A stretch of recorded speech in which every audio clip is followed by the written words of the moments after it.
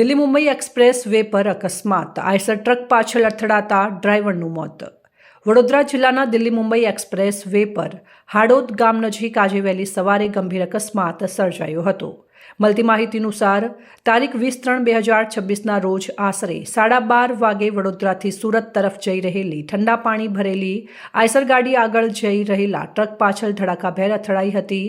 આ અકસ્માત એટલો જોરદાર હતો કે આઈસર ગાડીનો ડ્રાઈવર કેબિનમાં જ ફસાઈ ગયો હતો।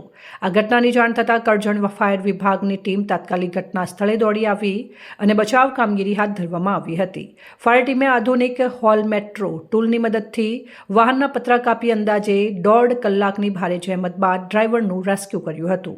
જો કે ડ્રાઈવરને બહાર કાઢતા જ તેની ગંભીર સ્થિતિ જણાઈ આવી હતી અને અંતે તેનું મોત નીપજ્યું હતું। આ બનાવની જાણ થતાં પોલીસ પણ ઘટના સ્થળે પહોંચી હતી અને મૃતદેહને કબજામાં લઈ આગળની કાર્યવાહી હાથ ધરવામાં આવી છે। આ અકસ્માતને પગલે એક્સપ્રેસ વે પર થોડા સમય માટે ટ્રાફિક પર પણ અસર જોવા મળી હતી। રિપોર્ટ પ્રવીણ વસાવા, સંબંધ ભારત ન્યૂઝ, વડોદરા।